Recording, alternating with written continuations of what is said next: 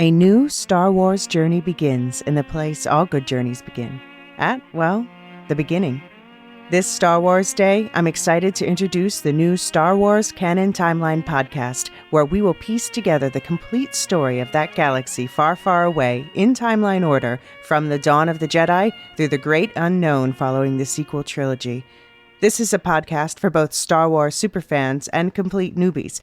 Listen to the short intro episode now to hear how it works and what to expect over the coming weeks as we set the stage for the new television series The Acolyte, which we will be covering with weekly breakdowns. Subscribe to the Star Wars Canon Timeline podcast wherever you listen to take part in one of the most epic and expansive stories ever told, following all the twists and turns from start to finish. May the 4th be with you all month and beyond.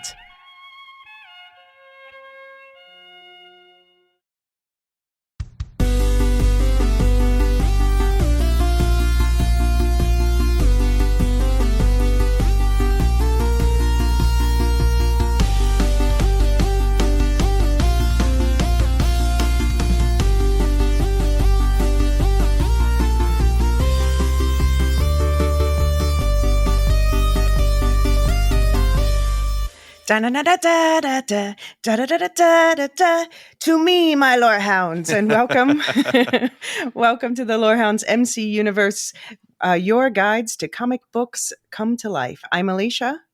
I'm John, and this is our coverage of Season 1 of X-Men 97 on Disney+, the sequel or perhaps soft reboot to the classic X-Men animated series. In this podcast, we've got one Lorehound who grew up watching the original series and recently rewatched the whole thing, me. And me, who never watched the original series, but just jumped into this one, and I couldn't stop watching. Stick around until the end of the podcast for info about our upcoming schedule, as well as news and updates about all of our affiliate podcasts. If you're enjoying what we do and are interested in supporting the Lorehounds community, check us out on Supercast or Patreon. Supercast is just like Patreon, but built better for podcasters. Subscribers on either platform get early and ad-free podcasts. They get a bunch of other benefits like show guides, more info at the end of the pod. And if you want to get in touch, then there are a couple of options. You can send an email to mcu@thelorehounds.com or head to our website and either use the voicemail feature or the contact form. Also, join us on the Discord. We've got a fun and active community with a great moderator team. We've got channels and threads set up for all the different shows and projects that we've got going on. You can find all these links in the show notes for this episode.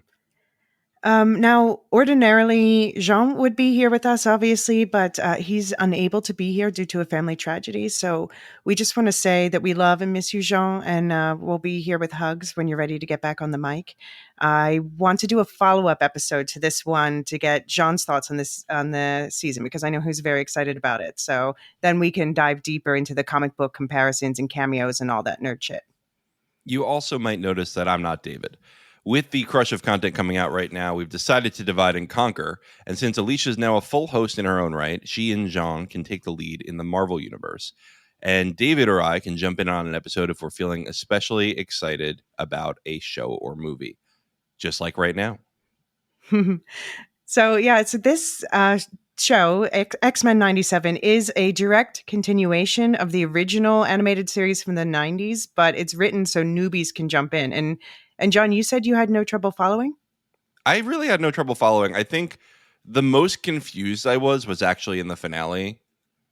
Okay. But I'll get to that. Are we doing spoiler free right now? Yeah, spoiler free right now. Okay. We'll let you guys all know when the spoilers kick in.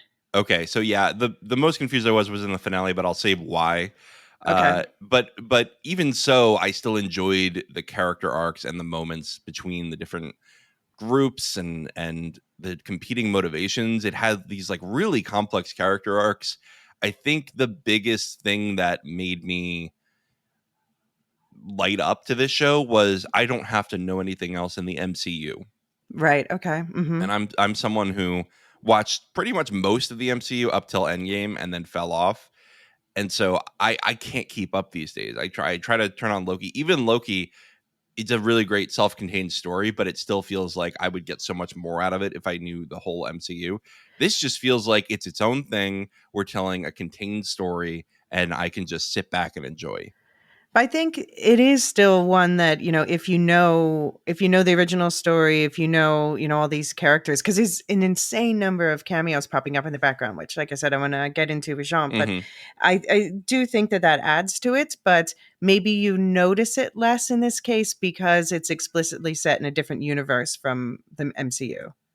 I think too the cameos and references are a lot less. Remember, it's more subtle in the background. Whereas sometimes I'm watching an MCU show and I'm like, okay, here's the bit where they bring Hulk in for a minute, and you know what I mean. Hey, Like they did it's that in this show too, though. that's true. That's true. That's true. But at least it felt like it felt like it made sense in the story. I never felt Right. like anybody was forced in. No, no, no. And and it's a blink and you miss it. They're not like, look, see, look. It's just you catch it or, you don't. Right. Um, Right. but what made you decide to give this a try in the first place? I was a huge X-Men fan as a kid. I probably did watch the show at some point, but not like regularly. I was such a big fan of the X-Men arcade game. Every time I would find my way to Chuck E. Cheese, whether for a birthday party or something like that, I would do the tunnels and stuff, but I mostly hung out by the X-Men arcade game. And I would play as Nightcrawler every time because that was my favorite guy. Mm-hmm. And I would just go to town. I would just use up all my tokens playing this X-Men arcade game, which I'm so happy about one of the episodes, but we'll get to that. Oh, right. Okay, cool. Because I was going to ask you about that for sure. Hmm. Um, I grew up. This was actually my gateway into Marvel, this animated series, Oh, because really? I was just the right age when it was on TV. And I was really into, before that, my whole thing was She-Ra, and now I was like, oh, now I'm all about X-Men, and I'm obsessed with Storm, and I want to change my name to Storm. And my Storm is so parents cool. didn't go along with that one, but Yeah. Yeah. I mean, I have enjoyed a lot of X-Men media over the years. Like I really liked the original X-Men trilogy in the early 2000s. I watched Logan and I thought it was hmm fantastic. Like I think that's still one of the best superhero movies they've made. yeah, no, absolutely. I mean, yeah, X-Men has always been one of my favorite parts of the entire, Marvel pantheon of content. And so when I hear Bob Iger say stuff like, "Oh, we're going to go back to the classics," I'm like, "Oh no, not like Iron Man and, Captain America. Sorry, they're fine, but whatever." And Hmm. then I'm like, "Oh wait, he means X-Men. Yes, yes, yes, yes, yes." Yeah, yeah. Yeah, I think what's cool about the X-Men compared to the rest of the MCU and especially compared to DC is that X-Men really highlights the difference between the two universes. Whereas the Mm, DC superheroes are these superhumans or aliens that are, morally perfect most of the right. time Mhm. and are just overpowered, and the only way that anything troubles them is when their powers are nerfed or there's this like incredibly powerful supervillain. Here it's like, oh, these are regular people who just got thrown into this. And they have flaws, they don't act perfectly, they upset each other, they make mistakes. And that's more interesting to me. Right. Yeah, I agree. This is why I've always been more of a Marvel girl than a DC person. I just the it's rougher, darker, grayer shades of morality, and X-Men has always been especially a hotbed for this sort of storytelling that very Right. clearly reflects the real world, but not being too on the nose, like we talked about with that one Doctor Who episode. Hmm. Yeah, I never felt preached to on this. Right. Yeah. So what are your hot takes on the season overall, spoiler free? I thought it was really great. I was shockingly into it from like episode 1. Mhm. I watched episode 1 and I immediately messaged you and said I'm coming on the pod. Yeah, and then And the then I next day you're like, "I've watched the first 5 now." Yeah, and then the following day, actually, I think it was later that day, I was like, "Okay, I finished it." Yeah. I was so into this, and I was, like, humming to myself as I was cleaning. I was like, Yeah, it's got such catchy music. It's so 90s. iconic theme song, yeah. It's so 90s. I love it.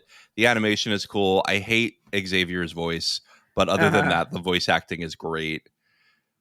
And I don't know, it's just such every episode feels like it has enough plot to last half a season. Yes, I know. It's such a breakneck pace that Mhm. the season's going in, yeah.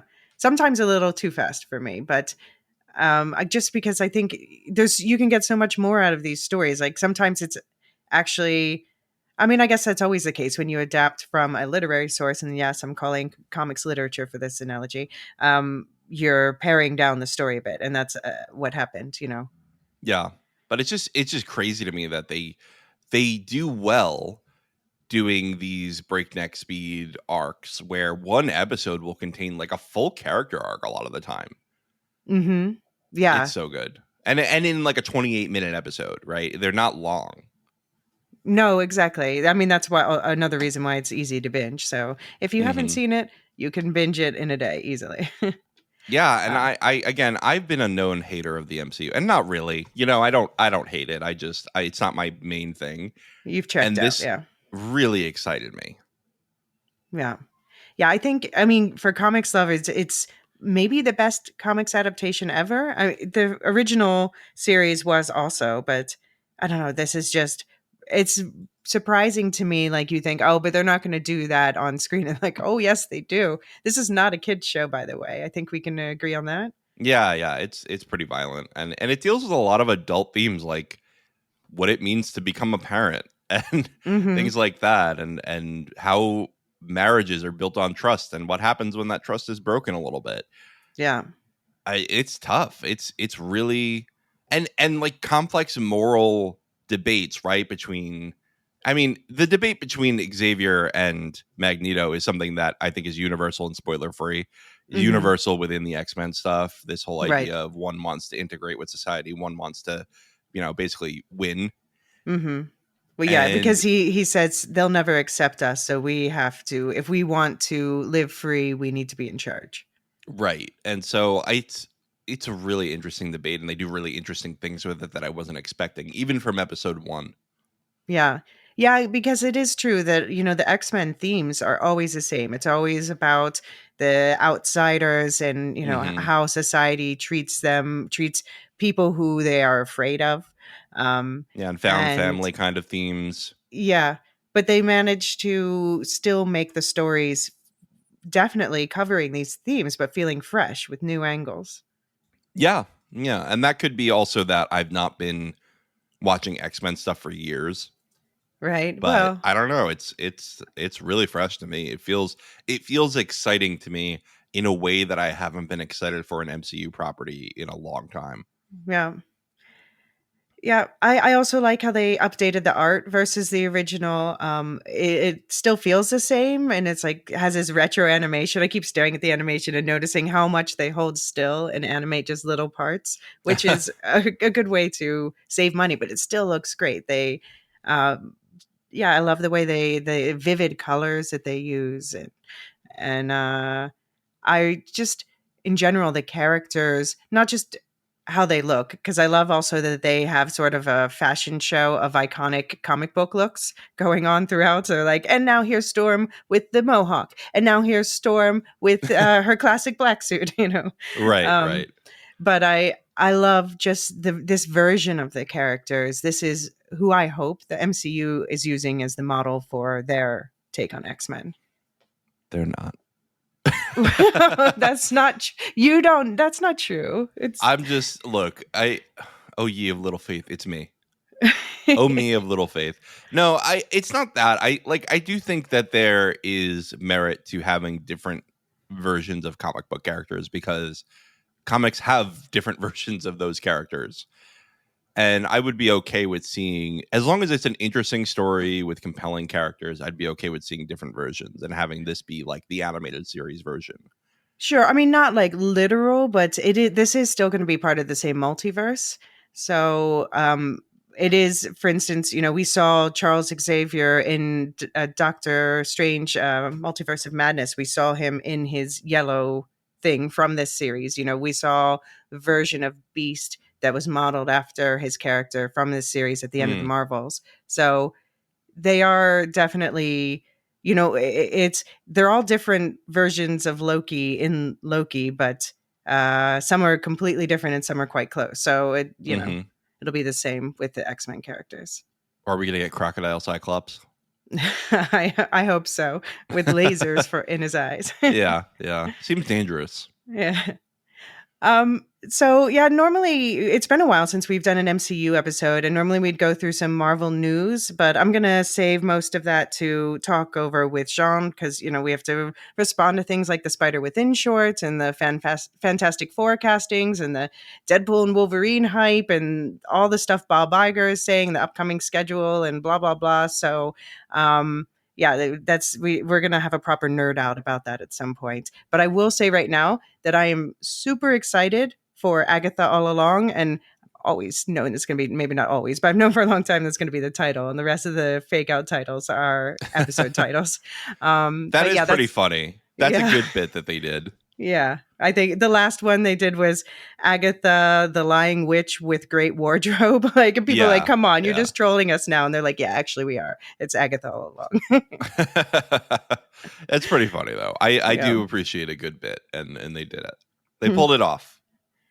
But yeah, that series is going to start with a double episode on September 18th, and I definitely want to do weekly coverage of that. It's one of the shows I'm most excited for. That's But interesting because I turned to my wife when I saw that on our Discord because we talk a lot about TV news and film news on our mhm. Discord. And I turned to my wife and I said, "Who asked for this?" Me, I Yeah, asked for this. and then like minutes later, you said, "I'm so excited for this," and I was like, "Oh, Elysia asked for it." Of course, I asked for this. It's a basically like a sequel to WandaVision, and it's centered on witches. Yes, this is written for me. I love that actor. I think she's super hilarious. I don't know her Catherine name. Hahn. Like Yeah. Catherine Hahn, yeah. I love her in Parks and Rec and whatnot. And she was really good in like The Visit, if you ever saw that horror movie. Very Hmm. good one. But I just was not a big fan of the Agatha character, and I did watch all of WandaVision. Well, I am sorry for you because she's amazing. Okay, all right. Maybe I'll tune in. Maybe I'll tune in and see what's going on. Yeah, and I'm I think excited it's for Aubrey Plaza's going to play a fun character too, and okay. it's yeah, and we got Patty LuPone in there, and yeah. I think what makes me hesitant is it's a spin-off of a spin-off, and I was But it's already a not a little lost spin-off in of a some spin-off. points with WandaVision. I think WandaVision's a spin-off. A spin-off of the movies is every TV show a spin-off of. I mean, it's all an interconnected universe, and Agatha is a character in her own right in the comics, so she's Okay. getting her due. I thought this was a show creation the entire time. No, no, she's a Well, real then I'm character. just stupid. No, it's fine. I mean, That's really what's going on here. No, I think again, what makes me hesitant to watch it is the interconnectivity. Right? Is what am I gonna miss? And that's I think if something you've I seen wanted to pose on this WandaVision, that's enough. podcast. Okay, well, something that I want to pose on this podcast is it worth it for Marvel to start opening up other parts of the multiverse and not have them connect very often? Well, I think that that's part of what they're doing now with stuff like this, but also there's something coming and a big event coming in a few years called Secret Wars, and that's going to be what ends this current saga. And Secret Wars is basically a wiping clean of everything. Hmm. So all the universes are already starting to collide in the stories, and it comes to like a battle royale, and then just they can pick and choose which characters they want to survive in which versions from which universes, and then kind of like start over fresh in a way. Yeah. I mean, this kind of thing has been on my mind because, we just rebooted Doctor Who with a soft reboot.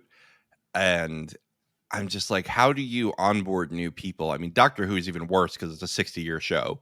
Hmm. But this is like 20 years. I mean, there's Gen Zers who are into the Marvel stuff that weren't even born when Iron Man came out. Right. And I Yeah. just don't know. I don't know if it's effective to keep going further down the memberberry rabbit hole with all this. But again, I may not be the target audience, right? And that's okay. Hmm. I mean, I think, yeah. So they do have this plan to wipe the slate clean, and I think they were going to hold the X-Men back until after that, until people are like unhappy with them, and they're like, "Oh, okay, no, no, no, no, we have X-Men, we have X-Men." Um, but I do, yeah, I understand where you're coming from. I think it's this completionist syndrome thing because really you can watch anything on its own and just enjoy it on its own. It's just that our own mental blocks that are like, no, but I must know all of the context. Yeah. But also, there are movies that they put out in recent years where the criticism is this was a bridge movie. Why did you have to make this its own thing? Right? Like, I think Quantumania had that criticism, right? Yeah, I mean, Quantumanium just felt too flimsy overall for me. That was my issue with it. Well, anyway, I'm done Yeah. complaining. Yeah. I think the point I'm trying to make is this Mhm. series really excited me Right. and felt inviting Right. It's in a fresh. way that I haven't felt invited to the party in a while. Right. And I'm wondering if doing more of this would get more Mhm. people excited for these properties. Yeah, although I have to say that they're teasing an interconnected animated series because the 90s animated series Hmm. were interconnected, and now we're getting cameos from other characters from like the Fantastic Four and Spider-Man and stuff. Yeah. So they might end up having an interconnected animated series. Okay. Well, but like if you're doing 2 or 3 series slightly Mhm. interconnected, cool. Yeah. I just, how many movies are there now? Like it's, you know what I mean? Like it's just, Yeah. it's a No, I lot of understand. stuff to keep track I of. understand. Yeah.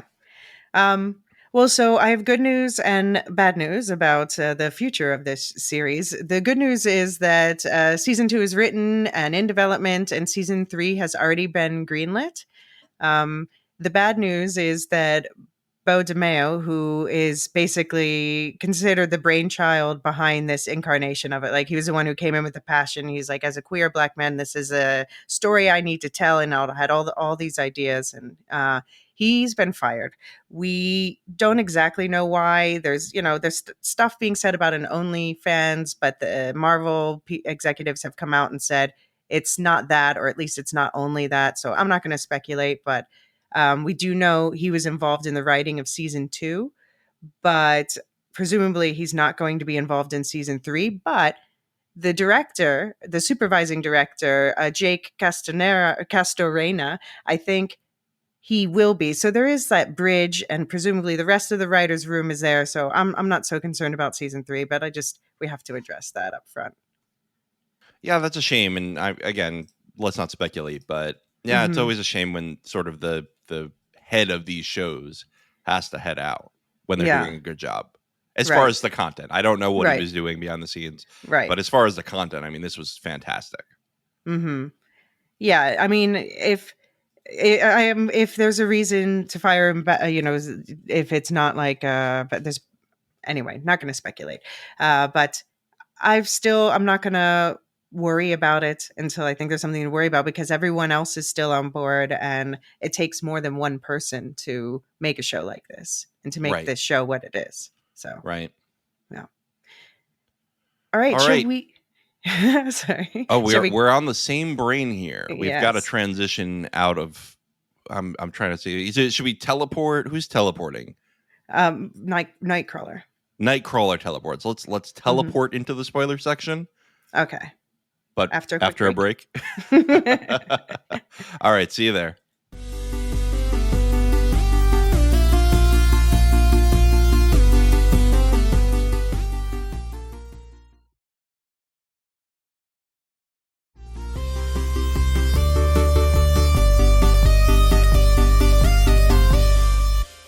Okay, shall we get into the spoilers now? I would love to. So we're going to go through the major story arcs one at a time. But before that, I'm curious, what is the part in the last episode that you were a little confused about? Oh, it's the Phoenix thing. I was like, how the hell did this Oh, happen? right. Mm-hmm. What is this? Where did this come from? I get the Yeah, sense that this has happened before, but I have no right. context. Right. I did think that too when that happened. I was like, that came out of nowhere, even though I know. So there's a couple iconic long story arcs in the original series about Jean Grey and the Phoenix Force, and even have knowing all that, and of course we've also seen that story adapted in the movies twice, and neither of them held a candle to the version of the animated series. Mm. But even knowing all that, I was like, that came out of nowhere and but it was a wild roller coaster ride. It was just kind of a Deus Ex Machina situation. Yeah, Yeah. I didn't know what was happening. And you're right, it was a Deus Ex Machina. But at the same time, this kind of series, it feels right to have a Deus Ex Machina. Yeah. No, it's a comic book series first and Yeah, foremost. and I do think that the overall resolution felt earned, this whole thing with Charles and Magnus. Mm-hmm. So yeah, I was still fine with it. I was just like, I gotta ask Elysia about the Phoenix thing on the podcast. Like, I don't. What is the Phoenix Force? What is anything about this? How did this happen? Yeah, no, I mean, yeah, we'll talk about that a little more in the end, but it's just basically this. Um, it's a force that comes back in the comics. Like several different people have it in the comics, but most iconically Jean Grey, and it's kind of like an alien entity that takes over the body and gives extra powers, and yeah, makes you very OP. But then they can conveniently separate you from the alien entity because it can bring on bad behavior um, when they want to power down that Hmm. character. Hmm. Yeah, there were a lot of ways that they played with power level in this series.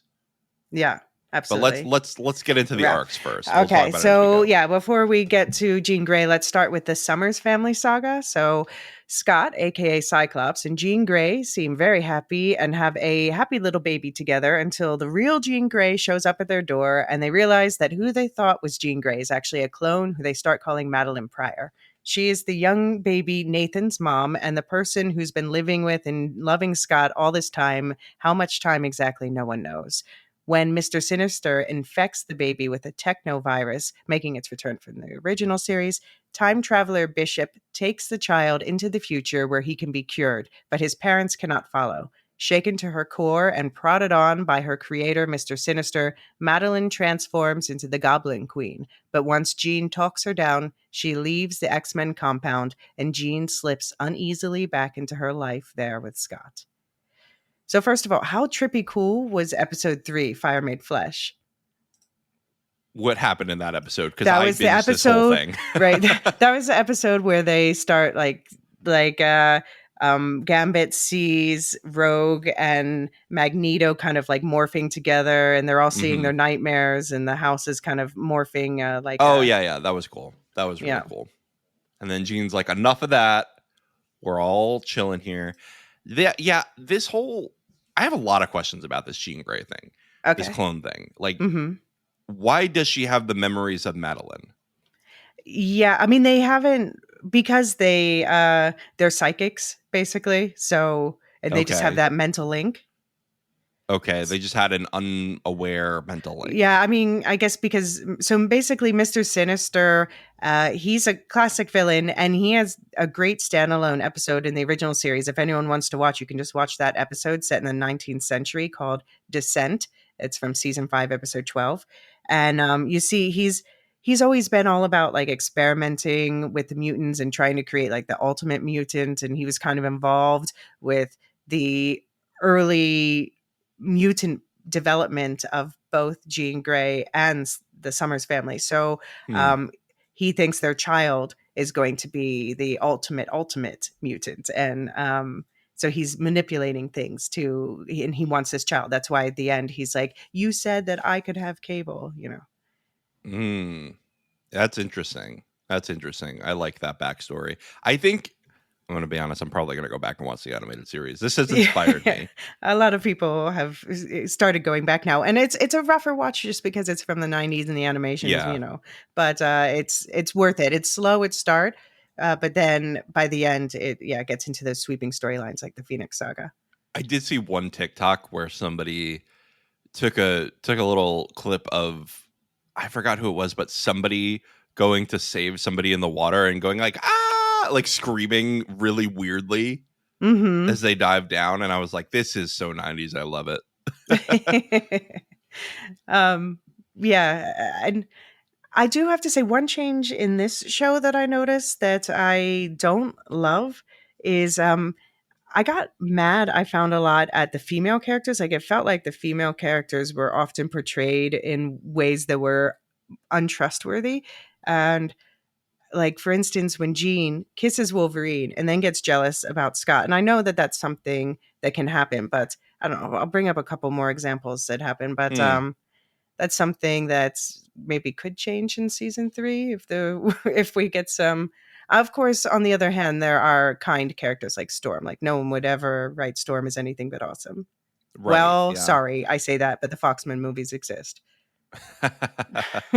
I don't remember what happened in those, so and I did enjoy Mhm. them when they came out, but I don't remember like anything about them. But Fair. yeah, I see what you're saying. Like Rogue has her trustworthy issues too. Mhm. But I mean, we do get some pretty iffy storylines with the men too. I mean, Cyclops not saying goodbye to Nathan is icky. I You guess so. have you I've have never loved that character though. Cyclops in general. Yeah. Mhm. Yeah, yeah, fair enough. He's a little generic. Yeah. He's the DC character in this group. Oh, you're right. He is the DC character, and he's even got one of the Superman powers. True. And of course you have Magneto, who's Mhm. been on and off Right. villeting forever. You've got, but I get your point. Is like even the heroes in this story that are female have these portrayals of being untrustworthy. Yeah. I do Yeah. like Jubilee. Like Jubilee, Mhm. I know that there were But even like, she turns on Sunspot in the end when they fight. mm, okay, all right, I see your point. Yeah.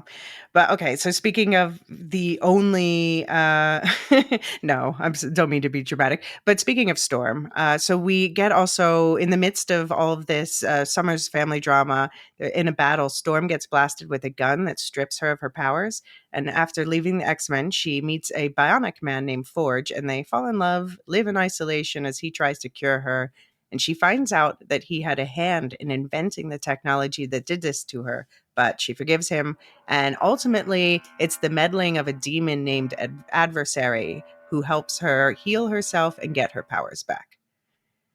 Yeah, So, what did you that think of part Storm? baffled me. Yeah. What is happening with this demon? Like there was a certain part where I just had to let go and say, I'm not going to understand all of this. I'm just going to have to take them at their word. Right. I think, yeah, this show does demand a certain amount of that. Yeah. But I know Jean is going to be especially excited to talk about this storyline because I know he was a big fan of the adaptation choices they made.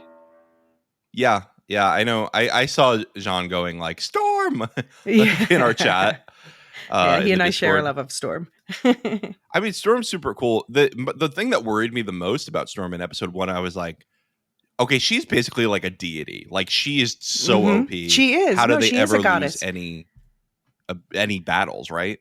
Yeah, well, I mean, this is why she has to be depowered at some points. But you notice that when she first shows up to fight the Sentinels at the beginning of the season, they say Omega level threat detected, and a bunch of us were taking to Twitter like, yes, they finally said it in the show. She's an Omega level threat, which is the only she and Magneto in this show are classified as Omega level threats.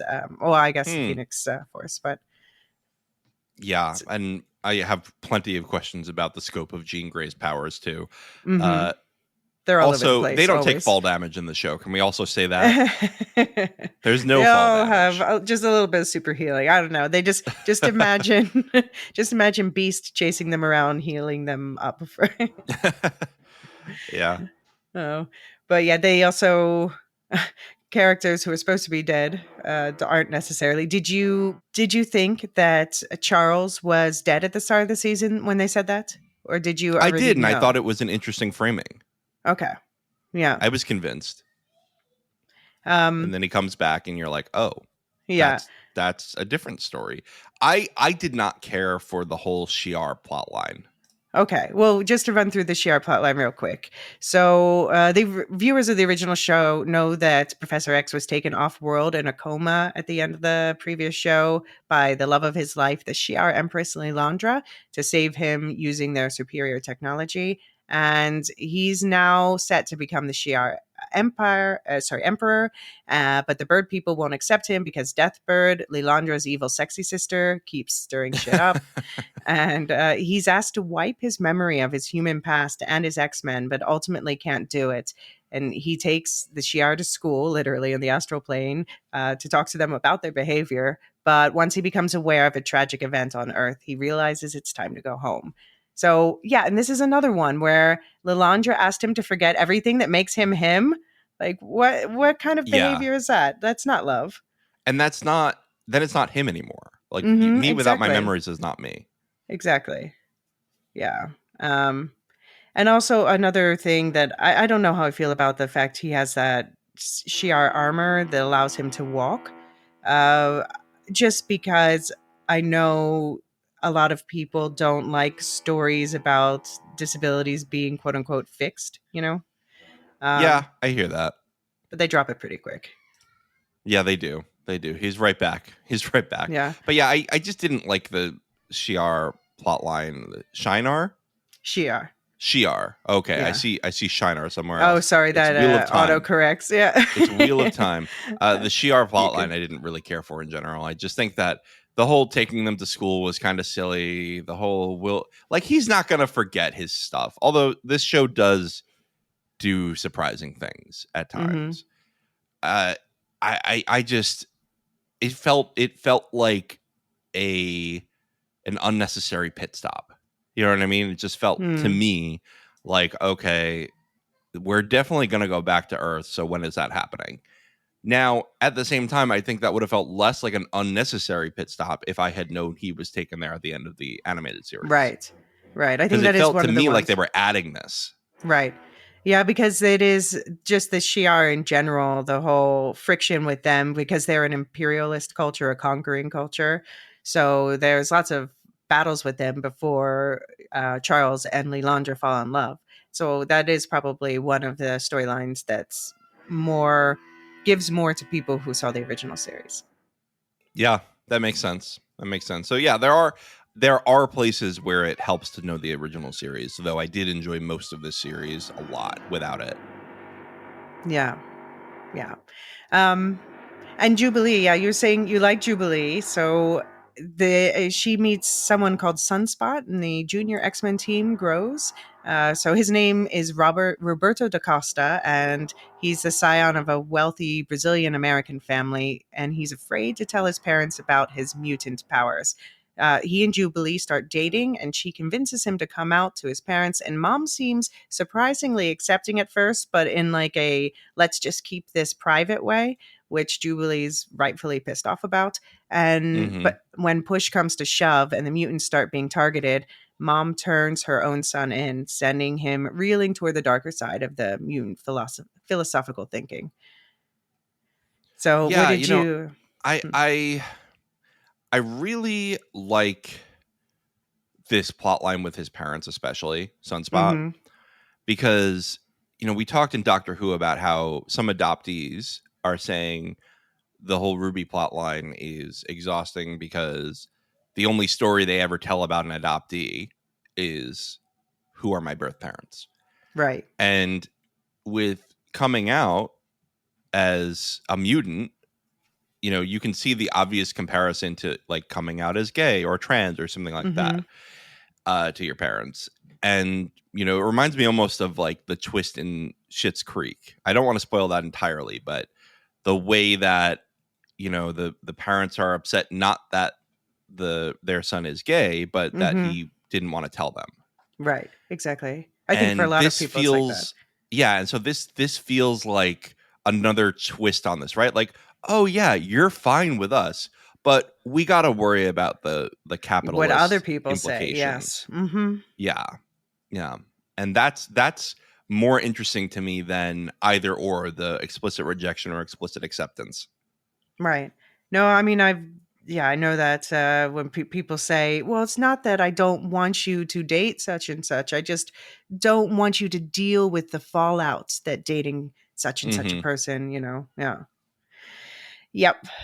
Um, I also have to shout out Jean brought up a colorism issue with Sunspots, who apparently I didn't know about this, but there was a whole controversy about the character in the comics about the fact that he is of like an African background but Brazilian. And Afro-Brazilian is obviously a huge population there. Brazil is one of the Hmm. most like, uh, mixed color countries in the world.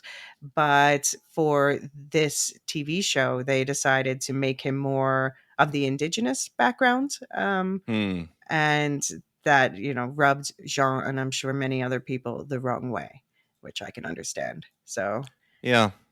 Yeah, I hear you. That's unfortunate. hmm But I liked that Jubilee finally got an age-appropriate love interest. I have to say there are some incidents in the original series where she's Oh crushing no. on much older men. I'm like, oh, Oh no. give her another teen, please. Yeah, I had no idea about that because I hadn't watched it, but yeah, Hmm. I'm glad that this is age appropriate. The vibe of Jubilee is so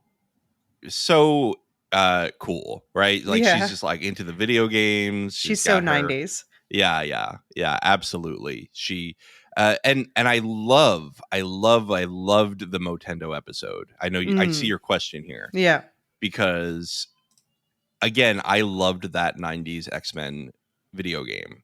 And it's interesting when I was an adult, I still am, but when I became an adult, I had moved to Asheville, North Carolina for a couple of years, and there's a retrocade there. There's a like a barcade kind of thing, Hmm. and they had that machine, and I was like, "Oh my god, this is amazing!" And they had all the machines unlocked so that you like didn't have to pay for any rounds as long Yeah. as you paid like the entry fee to the place. And boy, was that fun! I just stood there for like an hour, and I just played this game that I could never beat. Yeah, no, I was an arcade kid. I grew up a gamer kid, so I love that episode too. And it's packed with Easter eggs, so a lot of callbacks to the original series in there. But as you say, like you can just enjoy it regardless, and that's what something this show does well. Yeah. Um, one of And the the animation style between the game and the yeah, Nintendo is hmm, like identical. Like I yeah. thought I was just watching footage of the game. I love when they like switch up the animation within the animation. Hmm. um, I have to call out one of the Easter eggs is that Absissa, the older version of herself that she meets, is was voiced by the original actress who played Jubilee in the original animated series. But then she stepped aside and said, "You know what? An Asian American should play this character." Yeah, that's a good decision. But cool that they had the old Mm-hmm. voice actor. Yeah, no, that was a really cool callback. Um, and yeah, I mean, this is, I guess, kind of like the most quote unquote filler of the episodes, but I liked it. And wish that there were longer seasons so that we could get more like this.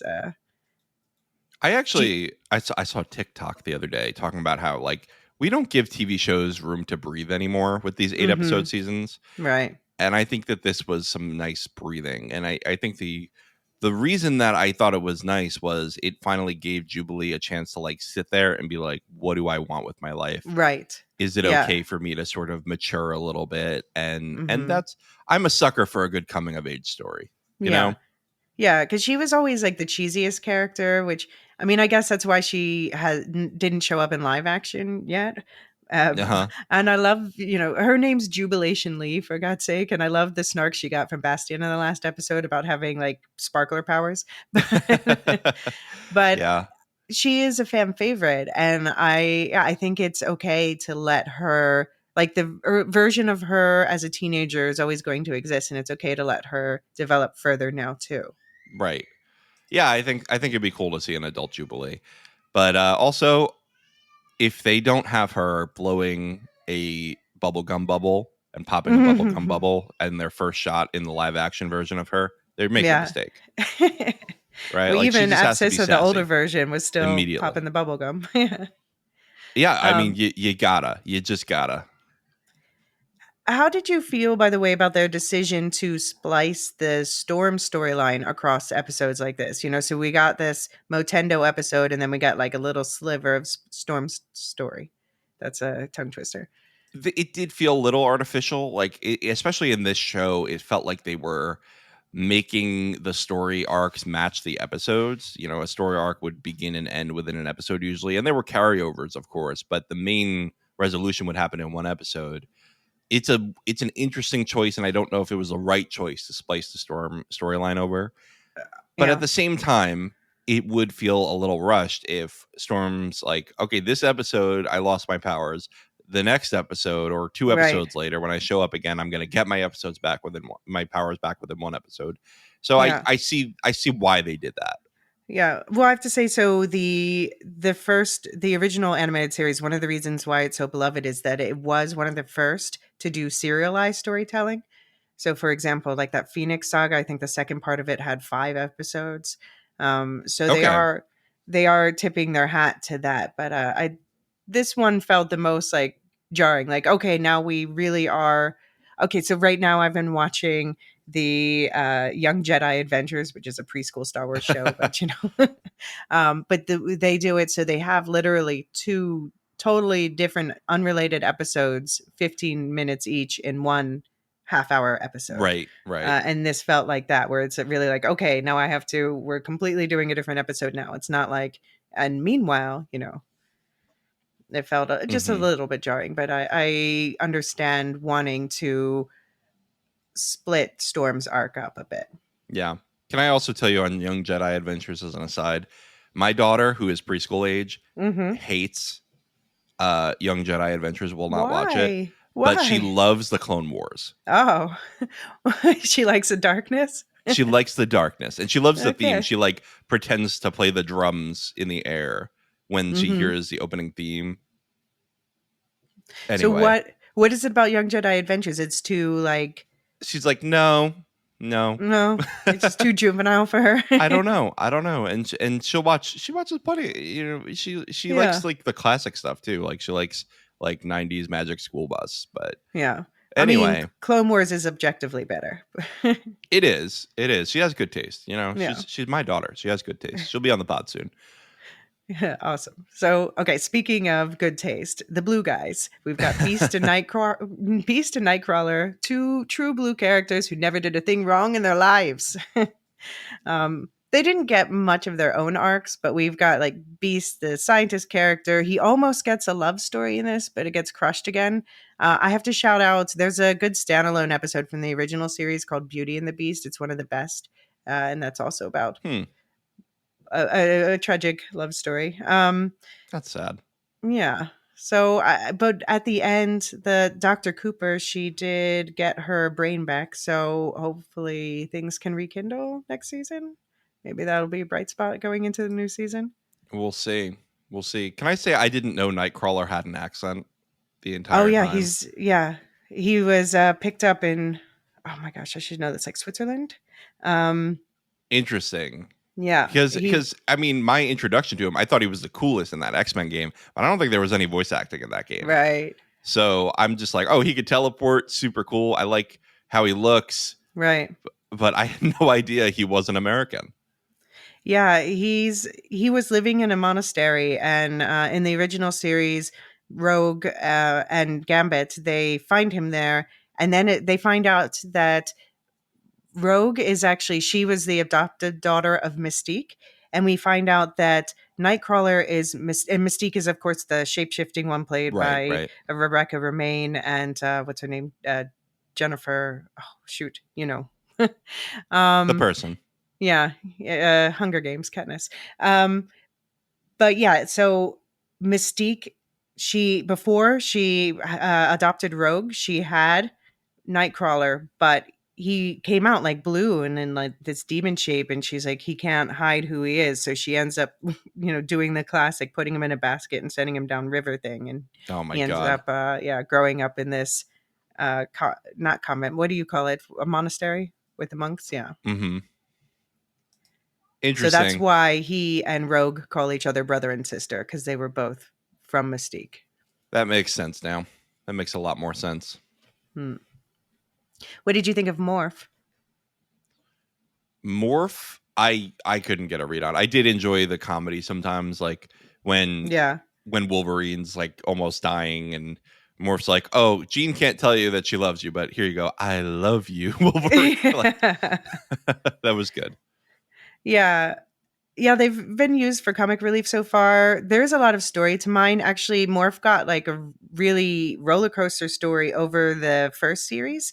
Morph was one of the original characters in the first episode, and then, well, I won't spoil things, but it's a lot of like ups and downs with Morph disappearing for a while at a time. And there were some questions about Morph's powers. So just want to say Morph can transform into anyone they've met and use their physical powers. So like flight or Hulk smash, which kind of makes them one of the most OP characters, low Yeah, key. yeah. But so you And said physical powers. Does that mean not right, like Jean Grey's right. psychic? Mm-hmm. Okay. Yeah, that seems to be the case. Yeah. So he can use the telekinetic powers? I don't think that was also mental. Okay, fair enough. Fair enough. And not like magic powers or anything like that. But if somebody has wings, then Morph can fly. And Hmm. yeah, they did redesign the character and gave them an MB identity, which I'm completely on board with. I think that makes sense. It makes sense for a shapeshifter to have a more Yeah, yeah. amorphous look. That works Um, for me, you know? yeah, but I think they didn't get their own storyline this season. Good comic relief again, but I think that could be an interesting character to delve deeper in future seasons. Yeah. All right, so this brings us to kind of like the heart of the season, The which meat, is if you the will. meat. Yeah, Speaking of so the vegan. I call this Magneto in charge. um, so when Charles was presumed dead, he left the X-Men to his best frenemy, Magneto, a move that confused and angered a lot of people given Magneto's extremist past, and especially upset Rogue's love, Gambit. Because it turns out that his lady and sexy DILF Magneto have a Oh, he's a history. gilf. Look at him. Yeah, he's a gilf. That's fair. Because they did make references to his concentration camp past, so Hmm. that ages him. Um, yeah, so but Rogue and Magneto have the ability to touch each other, and when Magneto asks Rogue to be his queen of his mutant country of Genosha, she accepts publicly, but quickly regrets that choice and pledges her heart to Gambit, only it's too late. Genosha, Magneto's old stomping grounds from the original series, is now flourishing as a mutant paradise and ready to join the UN. However, the day of celebration turns into a day of tragedy when there's a sentinel attack. Many die, including Madeline Pryor, and mutant dreams of peace. But it is the death of Gambit, who sacrifices himself to take the Master Sentinel down, that sends an entire fandom collectively reeling. So, yeah, first of all, I just have to say episode 5, called Remember It, is being put forward for animated Emmy consideration. Do you think that's are you behind that, John? It was a good episode. It was really good. I'm into it. I'm into it. Is there a separate Emmy for animated series? Yes. Okay. All right. Yeah, I think that's pretty good luck. Yeah. I mean, there's some good competition, but what would you say is your favorite episode of this, or does any like particular episode Oh or my god. storyline stand out to you? You're asking me this after I binge like the whole No, thing okay, in 2 days. storyline as a particular. storyline storyline. I actually, as much as I did not like the Xavier voice acting, Mhm. I did really enjoy, because I'm a sucker for a philosophical debate. I did really Right. enjoy, the whole Magneto redemption arc with Xavier's help. Okay. Okay. For me, it's the tragedy of Rogue. It's always the Mm. tragedy of Rogue with me. She can't touch people, and I just can't imagine to Yeah, want to that is touch bad. people and not be able to. And so you can understand to a certain degree with, because Magneto, since he can basically disarm her powers with his magnetic powers and whatever hand wavy comic book. Yeah, yeah, Um, yeah. but the fact is that they can touch skin to skin. And that's something, Gambit is her love, but you can see when she kisses him in opening, she has to put her hand over his mouth to do it. And yeah, it's always something between them. So, but that's also when she finally touches him in episode 5, and she's like, "I can't feel you." I was definitely legitimately crying at that That's point. so sad. So what exactly happens when Rogue touches you? You lose your powers? She basically drains your life force powers, memories out of you, and Oh, they that's go into terrible. her. And she usually it dissipates, and if she like stops touching you, you'll recover. But she can kill you. And there's been at least one prominent case where she trapped the psyche of another character inside herself, Huh. Carol Danvers. Oh, Carol Danvers, huh? And that's why she can fly, because she kept some of her powers. Interesting. Although they resolved Interesting. that, that's also a story arc in the original series. Yeah, because I was very confused about the lack of fall damage for her, especially because she's like going everywhere. Yeah. She's Yeah, going everywhere. she's also pretty OP. Do you like her accent? I like I don't know. It's the same voice actress as the original, but for some reason I preferred her in the original more than this. And sometimes it's a little put on thick. it's kind of a caricature of a Southern accent, isn't it? Mm-hmm. And that, I think that's what bothers me, is not that she's Southern, but it feels almost over, like you said, it's thick. It's overdone. Yeah. Yeah, sometimes it took me out a little bit, I have to admit, in this version. Yeah. Even though it's the same actress. Maybe it's Yeah. just it hasn't aged as well. She is a very cool character, though. I mean, I Yeah. remember, isn't she part of like the opening of the original X-Men? I mean, yeah, she's one of the main characters, yeah. Of the movie, of the Fox X-Men movie. Oh, yeah. Well, so they kind of combined her and Jubilee in a way. Hmm. They aged her down, and a lot of people were really upset with that version because, they made her personality completely different and pining after Wolverine. And yeah. I mean, that whole arc sucked me right in, though, in that original movie. I think she's just a Yeah. great character overall. I mean, I agree because I'm the same age as the actress who played her, Anna Paquin. So she was really my POV character going into those movies. Yeah, and I was a kid too, so Yeah. it felt like that's a great way to put it, right? Is we need somebody relatable to view these weird X-Men through. Right. And in the original series, that character is Jubilee. Okay. Because Jubilee is the first episode starts with her getting into a spot of trouble and being rescued by the X-Men, and that's how she joins the team. Okay. Makes sense. Yeah. So Gambit, do you think it's his biggest surprise death since Ned Stark, or am I? I don't think I had enough of an attachment to Gambit to feel that Okay. way. Okay. But maybe if I My watched the heart was original ripped series, out. I'm sorry. Yeah. I don't think he's gonna remain dead, though. I mean, No. this is comic book Marvel. He's coming back in some way. Yeah, there's a good idea of how he'll come back, but I'm gonna save comic spoilers, not say comic spoilers in this episode, probably talk about it with Jean, but I just think they're gonna do it in a way that just breaks our hearts all over again. So that Is it going to be like erasing his memories or having a multiverse version of him? And I don't there's know. not a multiverse version, but basically, I mean, coming back as an entity and a dark side entity. Ooh. Yeah. Okay. Okay. So speaking of the dark side, we've got our villains. We've got a succession of ever increasing baddies, and the Sentinel attack on Genosha, though, is naturally pinned on the creator of the technology, Bolivar Trask. But after Rogue takes him out in a chilling character moment, it becomes clear that the real power behind the Robo Revolution is Bastion, a combination of the previous series villains Master Sentinel and Nimrod, sent back in time and reborn as a human. So he's basically also pulling the strings on another classic villain, Mr. Sinister, who we already talked about a bit. And Mr. Sinister is basically going along with this because he still wants that Summers baby for his own nefarious purposes. And Bastion's built an army of living sentinels out of quote unquote volunteers, which are not all quite willing, including his own mother. What did you think of that twist? Insane. I was baffled by this whole Bastion thing. I don't know why I didn't bring it up earlier. It did feel like this is part of why the finale was confusing to me, is I didn't know where these people came from. Right. And I could not piece it together based on the information I had, at least not on first watch. Mm-hmm. And I think they could have done a little bit better of a job giving context to it. Yeah, But I then think you the take away breakneck from the speed. twist. Yeah, but if they were going along at such a fast speed, I think if they just slowed down just a little bit, Yeah, then add one there would have been. episode of origin story. Mm-hmm.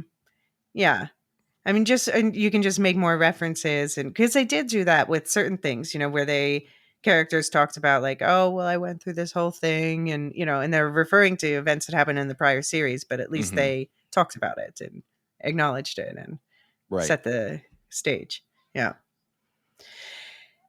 Yeah, but this is of course also that whole thing that like where they have so Dr. Cooper, she releases Magneto, and Magneto does this whole blackout and then retreats to asteroid M, to his base there, and we get the classic X-Men setup where the X-Men want to stop. We have Bastion trying to crash the asteroid into the Earth to kill humanity, because at the end he's decided that he just gives up. And we have the X-Men trying to stop it, But then the humans are panicked, not trusting the X-Men, so they shoot the asteroid down into themselves. And Yeah, like they make it way worse. yeah, exactly. So they're like they're trying to stop the thing, and the humans just make it happen because of a lack of trust. This is a classic X-Men setup. Mm-hmm. Yeah, Yeah. and even Captain America's like, oh man, what are we doing here? Yeah, exactly. And can I just say, I really liked when I think it was Rogue, right, threw Captain America's shield away. Like, go Right. get it. Yeah. And So you see Steve like, all right. I do, I talked about the women being untrustworthy, but I didn't like how Rogue treated Gambit in this season, Yeah, but yeah. I did like seeing her sort of devolve into the dark side. She's a character who's always towed that line in all but the Foxman movies. And we see her, do like start to just do petulant stuff like this. And of course, then when she loses Gambit, she just like completely loses her shit. She absorbs Gyric's memories when he's in a coma. And and then she like kills Trask. And she's gone to the dark side then. Yeah. Yeah. It's rough. Yeah, when she straight up murders Trask, I was shocked. I was shocked they put that in. Yeah. Fun Easter egg. DeMeo actually picked out a random background characters from an episode in the original series to be Bastion's parents in this series. So Oh. when you watch it, there's just a couple in the background one episode, and he's like, yeah, and then right after this, the little spark of Bastion life creeps up Daddy's leg, and is ready for implantation. Oh my god. That's funny. And what do you think if Bastion had been allowed to go to Xavier's school? Do you think that would have changed things, or do you think that would have just Yeah. ruined the X-Men? No, I think it would have changed things. I think not that, an upbringing can, I don't want to say fix, but it can create a good person out of everyone, but it does help. Yeah, yeah, Nurture and nature both have a play, and he didn't have the nurture. yeah. That's fair. And then when I was thinking about that, I was like, well, maybe I kind of understand why he made his mom into a robot.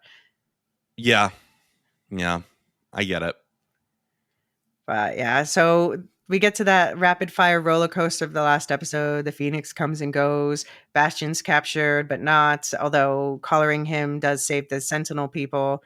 And we get that stormy friendship of Charles and Magnus. And I loved, by the way, so Sinister, he gets like sucked of all of his mutant powers that he applied to himself that were making him look young for centuries. And I love how he goes up and uses Morph as a mirror. I'm like, that is clever thinking of like, how do we use our characters in a unique way? It's like, Morph, show me what I look like. Yeah, that was fun. Yeah. And we find out that everyone was hoping that Cable, who's a time traveler, was going to like undo the Genosha thing, but he's like, I tried 200 times. Yeah, that's insane. Yeah. That was a great line.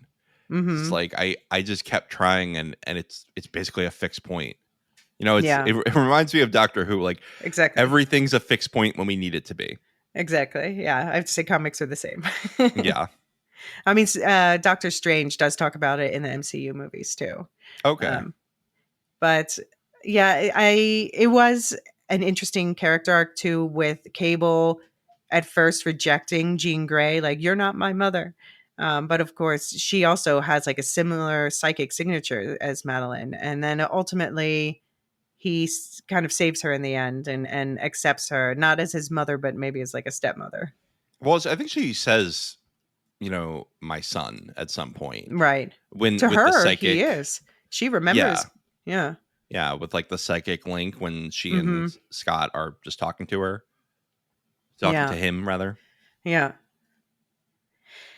And I love Bastion was such a bitch. And then he was saying like Yep. all the meanest stuff. And then he rips off a Cable's arm and bitch slaps him with it. Yeah, that was mean.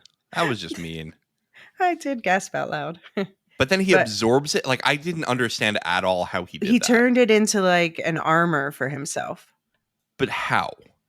Because he has, I guess he kind of like melted and shaped it in a way. Okay. All right. I But we have know no idea how that works. yeah, comic book. Yeah, Cable's hand wave. recovering, and this kind of sets up a character called Onslaught that I think might show up next season. There's a few different elements in play that might set up this character Onslaught for showing up next season. Hmm. I just have to point out that Cable is the same character from Deadpool, but he's not going to be in the new movie apparently. Hmm. And then yeah, we get X-Men Civil War, and Magneto, Rogue, and Sunspot split off and physically fight against the rest of them. Do you think Spada Lee can ever recover from her sparkling at him? Spottily. uh, Jubasun?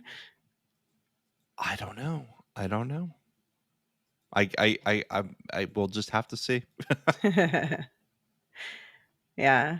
And then the worst was when Wolverine stabs Magneto in the back, literally, and then Magneto in something that it's straight out of a comic panel. They almost exactly copied this comic panel. He sucks all of the adamantium out of because Wolverine's skeleton is coated in Right. adamantium. Right. So he sucks it all out of him through his skin, and Wolverine's living at the end, but left in recovery. So does he That was not brutal. have his? I know he has like he has biological claws, right? He has Right, organic he has claws. bone claws, and in the comic books, this is how the bone claws were revealed. But of course, we watching in different orders, we know he has bone claws. Yeah, So he's in bone claw mode now. Like he does not yeah, have adamantium anymore. right, right. Interesting. That's a cool nerf for him. Mm-hmm. Is his Yeah. healing factor adamantium based? No, I think maybe it was just like such a trauma or something. Yeah. Hmm. Because he was the reason why they could put the adamantium in there into him is because of his healing factor. Right. So he can handle it and more than Hmm. anybody else. He won't die from the procedure. Yeah. Hmm. And he can keep doing the claws and sucking them back in, and he heals. Interesting. Yeah. Well, definitely a cool twist for this, and I wonder if he'll get his procedure back or something like that, or if Magneto will be like, here's your adamantium, and he'll be like, wow, that hurts. Yeah. Yeah. I think a lot of people cross lines that they can't easily uncross. And I find that very interesting because it's not that they are killing characters left and right, although it feels like it. Um, but they are creating situations that, you can't just say, oh, next week I'll better. Right, right, yeah. The adamantium thing is a pretty big nerf for him. Yeah, absolutely. They definitely want us to see the X-Men struggle between the Storm thing and the Hmm. Wolverine thing. Uh, and then, of course, they could just pull out Phoenix when they need it. Yeah, and I think that's a good analogy for life. If you have power of any sort, power, money, whatever, you can lose it. And then, you have to learn to live life without that superpower. Right. So, and then they have set things the way they set things in the at the end of the episode, and then there's also a mid-credit scene. So, if anyone missed the mid-credit scene, go back and watch it.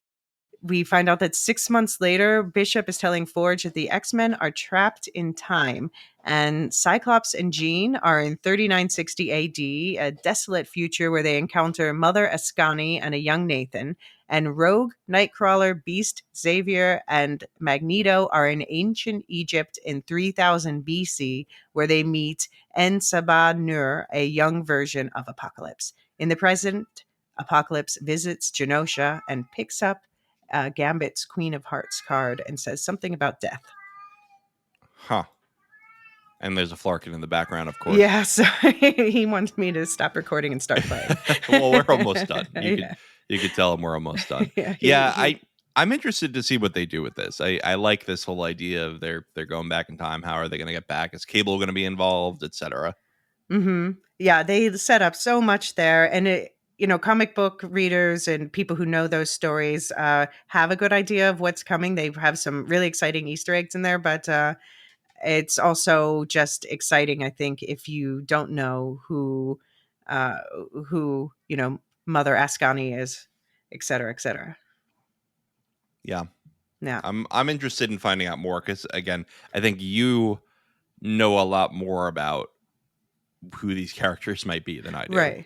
Right. No, but I think that's it's an exciting conclusion, cliffhanger, whatever. Regardless, whether you know a lot or are just fresh to these characters in the story. Yeah. Yeah. Exciting stuff. Shall we bring in the listeners to give their feedback? Let's do that because I think they are excited too. Adrian of House Sardonic, I think he meant. Sarconic or sardonic. Sarconic? Yeah. I think he meant sardonic. Uh-huh. Elysia and John, as with most fandoms, I don't feel I have much to contribute to the conversation since my knowledge of things tends to run skin deep. However, I finished the final episode of X-Men 97 and wanted to share that even for a casual fan such as myself, it was so moving, I was brought to tears. Not weeping. I don't want to ruin my street cred, but I had tears in my eyes. Specifically around two scenes, Jean and Scott talking to Nathan and Magneto reflecting on his life experiences. In both cases, family is at the core of the scenes. Impending loss in one, past loss in another. Because of the fast-paced nature of the show, especially in the first few episodes, neither scene was given more than a minute on screen.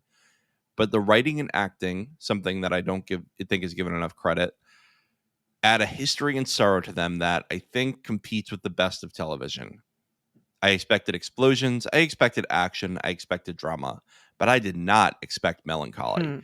That beautiful emotion that encompasses joy and sorrow in equal measure.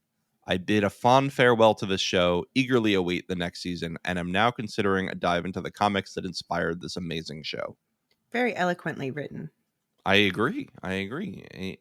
Adrian of House Sardonic. Adrian of House Sardonic. There's no A in here. I don't know if that was a typo. Yeah, I think it's a typo because I'm 99% sure this is Adrian. Yeah, I know. I think so too. Yeah, I agree. The emotional depth of this show is shocking for an Adventure of the Week cartoon. Yeah. Yeah, and that's what good X-Men, and that was also the case with the original, but now, with more modern storytelling methods and animation and things like that, they can go even deeper. Right. Shall we listen to Dork of the Ninja's voicemail? Sorry. Let's do it. Hey guys, just want to get my thoughts on X-Men 97. I will say I was completely surprised by this entire series. I expected it to be a fun, Saturday morning cartoon, which definitely has that. But the fact that it went to a much darker place than I was expecting, with iconic moments of, Wolverine having the animated team ripped from his bones by Magneto, to moments of the Geonosis attack, which floored me. That was when I realized what this series was, and I was realizing I absolutely love this series as a whole, and I want more of these type of things, and realizing, hey, Marvel, not everything has to be set in the main continuity, and I want more things like this now. Just, yes, What If is good, which gives us stuff that's not in the main continuity, but this gives us that, but it's a true story instead of just oh, hey, here's a quick episode, in and out, okay, bye. This is, oh, here's a full arc of just complete story, just good character building.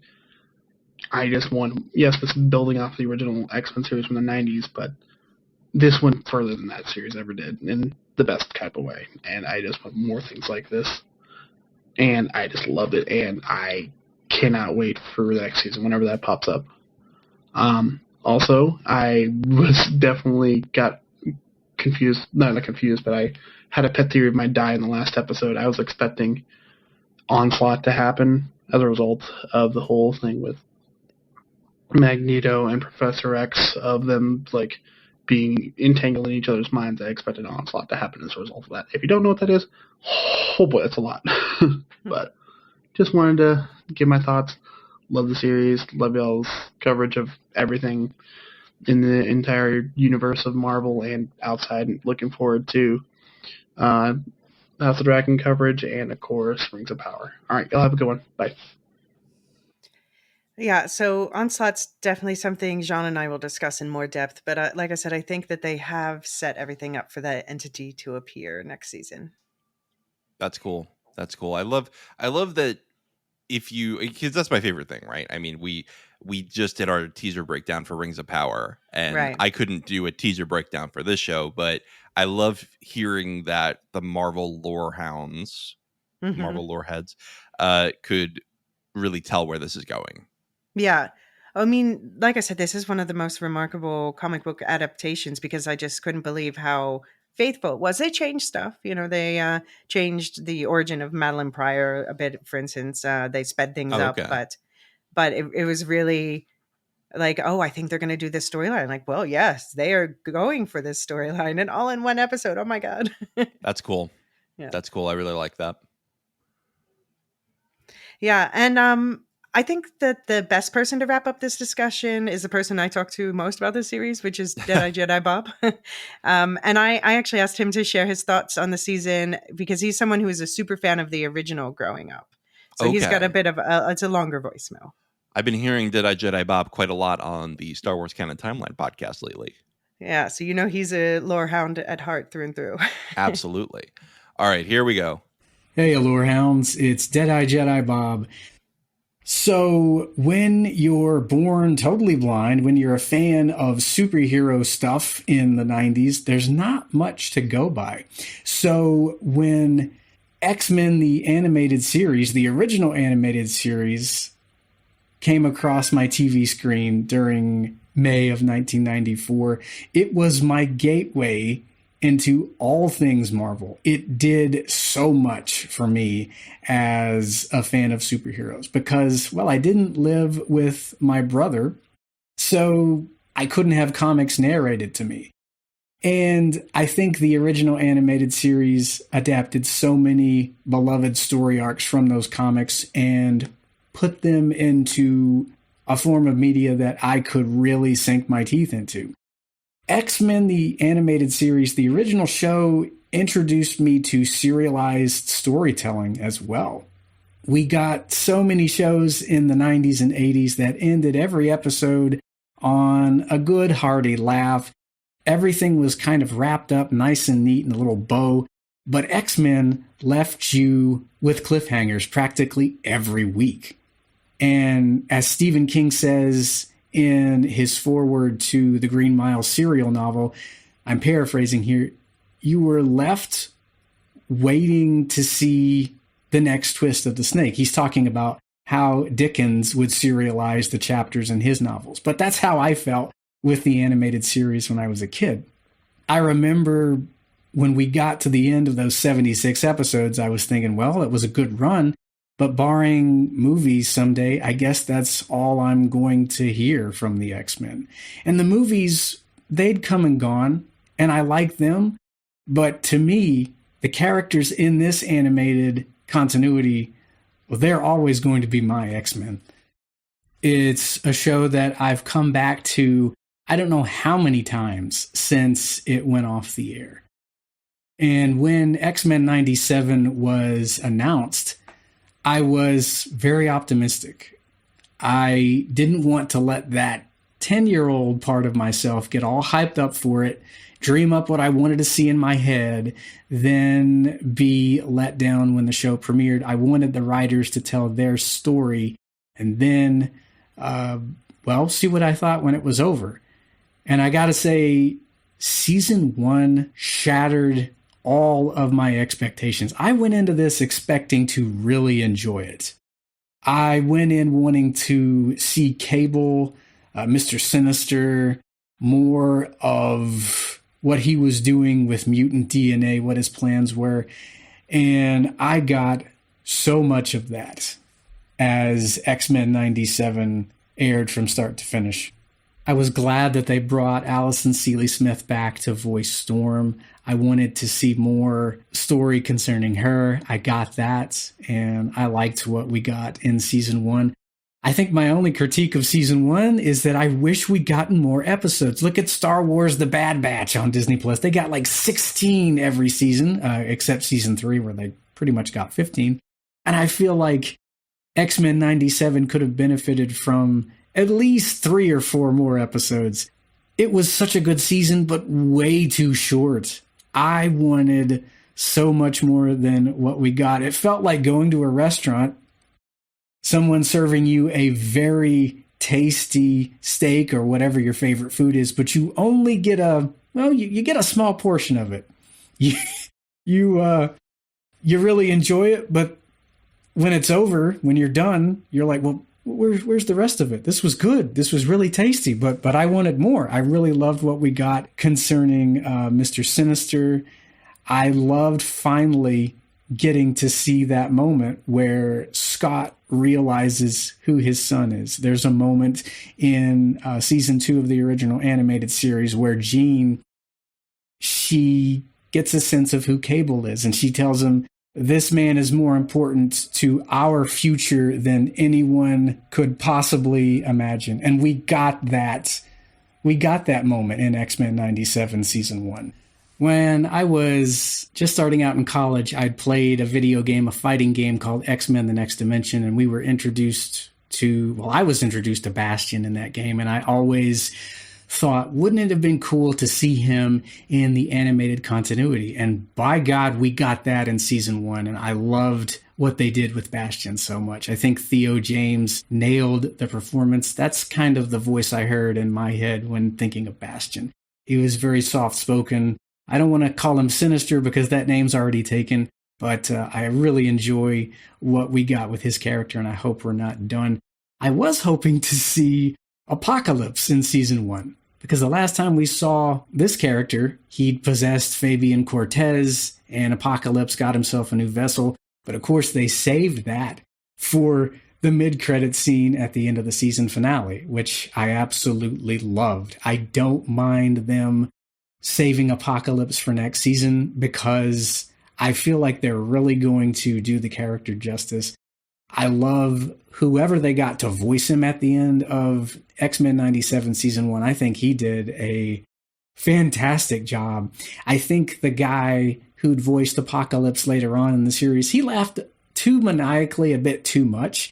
And the feel I get from whoever the new guy is voicing Apocalypse, because we don't know that yet, it's just after the finale as I'm recording this, I think he just nailed it. The first voice actor who did Apocalypse, John Colicos, his name was, he was very nefarious in all the right places. You got a couple of chuckles from that version of Apocalypse. And I think this character is shaping up to dominate season 2. I was wanting to see Onslaught, the Onslaught entity in season 1. So hopefully they're going to go there as well. I can't wait to see what Apocalypse is going to be doing with Gambit in season 2. Our X-Men are trapped in ancient Egypt, and we're going to get to see them meeting a very young Ensabanur. I can't wait to see where that's going to go. I would imagine Kang is probably involved with bringing them here. We're going to get to see Mother Ascani in the future timeline with Scott and Jean. So when it comes to what I'm looking forward to in X-Men 97 season 2, all of that. And I know we're probably getting a season 3 as well. That's also in development. So I loved season 1. Wish we could have gotten a bit more when it comes to episodes. I mean, that's really my only critique. I wanted a heck of a lot more than what we got. But I loved what we got and cannot wait for season 2. I don't know how long we're going to have to wait until then. But I'm all here for whatever we get next. And thanks for having me on, you guys. Yeah, so a lot of that we talked about already, but just saying Kang involved with bringing them to ancient Egypt. One of the most popular or best known incarnations of Kang is a character called Rama Tut. And we said Mother Ascani is a very important character to the Summers family and mutants as a whole, but I'll hold back that spoiler for now. But if you know, you know. Well, thanks, Dead-Eye Jedi Bob, because I think you're onto something with this whole, I wanted more. I have been a known critic of the whole we have to be married to the 8 or 10 episode season. At the same time, I was left wanting more at the end of this season, and that's a good thing because now I will definitely tune in day 1 to season 2. Yeah, I think season 2 needs weekly coverage. Yeah, I'm kind of there with you. I'm probably going to show up for that. Excellent. All right, Elysia, since your neighbor is drilling, I think it's time that we do the outro. The neighbor wants me to stop podcasting now. Yeah, the neighbor's done, the Flarkin's done. It's time to finish up. Let's just do a quick outro. I said to David, I was like, I'm not doing this whole list everything we're ever doing anymore in the outro because it's too much. So I'm going to list what we're doing this week because it's a lot already. House of the Dragon season 5 and 6 just dropped on the public feed. Season 1, episode 5 and 6. David and I covered We Light the Way and The Princess and the Queen. Then you and I, Elysia, did Doctor Who season 1, episodes 1 through 3. Space that babies. Was a lot of fun. Mm-hmm. The Rings of Power season 2 reaction, season 2 teaser reaction is up with Marilyn R. Pukila and David, and we also made this visual guide, which is super cool on Notion. That's available to the public, which usually our Notion stuff is not. Usually it's a Patreon or Supercast exclusive benefit, but this is a little treat for everybody with the teaser. And tonight, David and I are recording episode 4, A New Hope of Star Wars. That is if my voice holds up because my whole family is getting sick.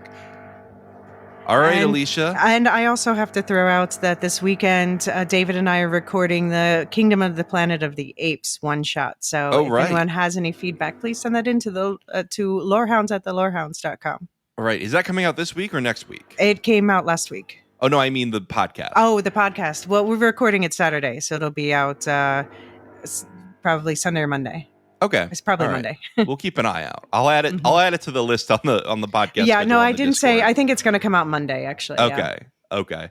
Yeah. So I've been doing this podcast schedule on the Discord, and it has all our Lorehounds podcasts plus all our affiliate podcasts. Elysia, tell me what you're doing over on the Star Wars Canon Timeline podcast and We'll Shift Dust. So We'll Shift Dust. I'm just editing right after this the episode 4 through 6 breakdown of season 2 of Beacon 23. So that will be out hopefully tonight. And then on the Star Wars Canon Timeline podcast, we just put out an episode about the Knights of the Old Republic games. And next week, we're going to be diving into the High Republic now. So there'll be an overview, and we've got some little shorter episodes about a preview of the Eclipse game, and also an episode about season 1 of Young Jedi Adventures. So that's why I'm watching that.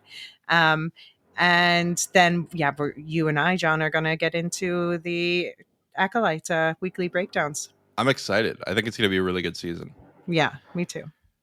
Radioactive Ramblings is going forward into the wasteland. They are still doing some Fallout coverage with the Fallout lore series on Origins of the Brotherhood of Steel is already out.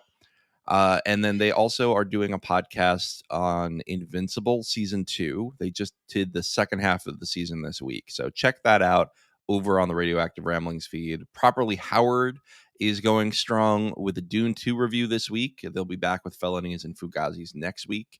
And Rings and Rituals, which is a fantastic podcast, and more people need to listen to it, is back with episode 5, Partings, from the Rings of Power season 1. So if you're on that Rings of Power hype train with us, you should be listening. I've been seeing nothing but rave reviews from people who have actually come to find the Lorehound server because of that podcast. So those who are listening really seem to love it. Yeah, for sure. I think it deserves more listeners. Yes. All right.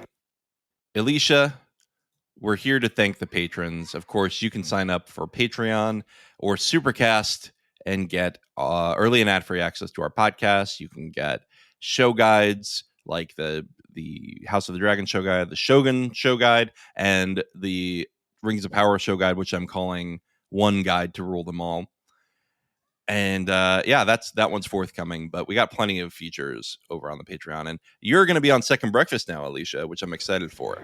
Yeah, very excited. Gonna have scheduled in to watch the first movie from our new system. Looking forward to talking about how we're doing the new movie selection system, which you came up with. And I you know what? I love a good poll. And so we're gonna be doing a Patreon exclusive podcast where we talk about life, what we're watching, other than what we're covering, and what we're playing, what we're reading. Then we're gonna watch a patron and supercast member picked movie. Very exciting. Are the results Elysia, final? sorry, what's that? Oh, I Are don't there- think it's final yet. I Okay, think we have okay. one more day. Let's see here. I'll check in live time. It is not final. One day left. So if you want to vote for Eternal Sunshine of the Spotless Mind, Scott Pilgrim versus the World, or Zoolander, head on to the Patreon right now. Elysia, can you thank our Discord server boosters and our lore masters? Yes, to the sonic accompaniment of my neighbor. Thank you so much to our Discord server boosters, Gnarls, Aaron K, Tiller the Thriller, Dork of the Ninjas, and Duve71. And thank you especially to our lore masters who make all of this possible. Samartian, Michael G, Michelle E, David W, Brian P, Nick W, SC, Peter OH, Bettina W, Adam S, Nancy M, Duve71, Brian 8063, Frederick H, Sarah L, Gareth C, Eric F, Matthew M, Sarah M, DJ Miwa, Andra B, Kwang Yu, Jedi Bob, Nathan T, Alex V, Aaron T, Sub-Zero, Aaron K, Dally V21, Mothership 61, Gnarls, and of course, as always last, Adrienne. All right, everyone. Thanks so much for being here with us on the MCU. I hope Jean can rejoin us soon. For now, you'll have to deal with me. Da-da-da-da-da-da. I should have made a theme for this. It's such a good theme. Yeah. All right. Next season. Well, for now, you get the regular MCU outro. Bye. The Lorehounds podcast is produced and published by the Lorehounds. You can send questions and feedback and voicemails at thelorehounds.com/contact. Get early and ad-free access to all Lorehounds podcasts at patreon.com/thelorehounds. Any opinions stated are ours personally and do not reflect the opinion of or belong to any employers or other entities.